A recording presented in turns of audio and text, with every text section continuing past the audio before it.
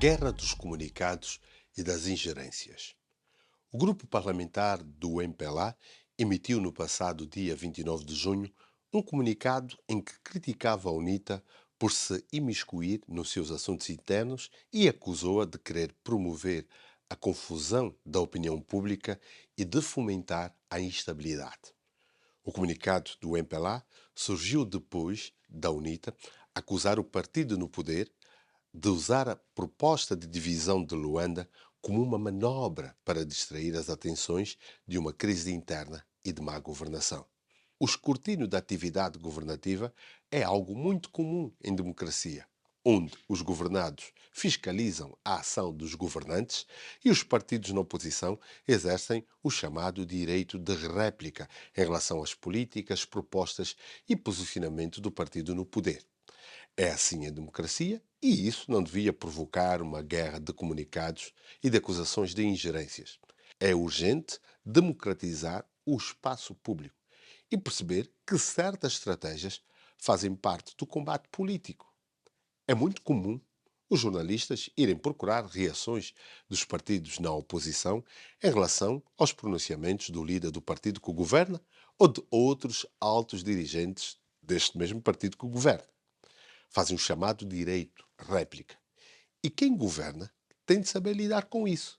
Tem de saber gerir a situação e como atuar.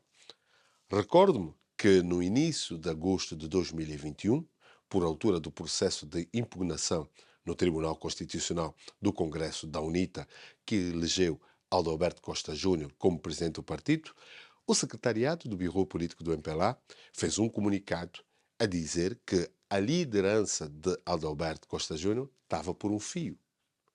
Não estaria, nesse caso, o MPLA a imiscuir-se nos assuntos internos da UNITA? Não estivemos perante um caso de ingerência do poder político num assunto cuja decisão pertencia a um tribunal? Portanto, penso que este comunicado foi extemporâneo. Houve alguma precipitação e até mesmo ingenuidade política do grupo parlamentar do MPLA que acabou alinhando no jogo da UNITA.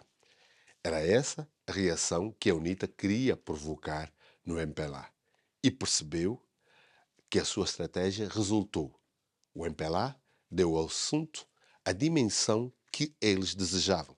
Ou seja, a UNITA espirrou e o MPLA constipou-se. Nas hostes da UNITA, as reações ao comunicado do grupo parlamentar do MPLA foram assim. Bem, o regime acusou a nossa comunicação. Doeu, morderam o isco. E foi muito forte. São raras as vezes que eles reagem. Isto é um sinal de como a UNITA já percebe como o MPLA reage às suas críticas, como o MPLA se incomoda quando a UNITA usa o espaço público para replicar ações do MPLA ou do Executivo. Aos olhos da UNITA, o MPLA tornou-se bastante previsível. É algo que precisa de ser corrigido com urgência. A UNITA está na oposição e quer alcançar o poder. Sabe que não tem muito espaço de manobra na comunicação social pública. Também sabe que, provocando o MPLA, este acaba sempre por reagir e que a sua reação irá fazer eco ali onde ela não tem espaço. O que acontece é que os cidadãos vão atrás dos pronunciamentos que provocaram a ira do partido dos camaradas. Quem governa tem de perceber que tem outras responsabilidades, que tem outras prioridades. Quem governa tem de levar o debate político e liderar pelo exemplo. Esta guerra de comunicados e de acusações de ingerências acaba por não ter o efeito desejado, até mesmo junto dos militantes e simpatizantes do próprio MPLA. Podia-se esperar da UNITA outro comportamento que não fosse o de criticar a governação? É o que eles vão fazer sempre para fragilizar e para incomodar quem governa, ou até mesmo para mostrar aos cidadãos que estão atentos e que fazem a tal verdadeira oposição. Era mais prático o MPLA não reagir com os nervos à flor da pele e levar o assunto ao hemiciclo, neste caso o Parlamento, e aí procurar encurralar a UNITA em sede do debate parlamentar. Os cidadãos têm outras preocupações e prioridades e já não têm muita energia, muito tempo para estas guerras de comunicados.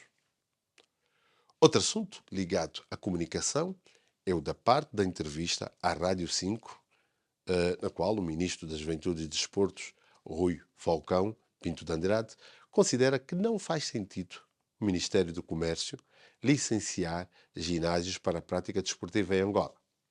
Bem, não fica bem o Ministro levantar publicamente polémicas que podem fragilizar outras instituições do Estado.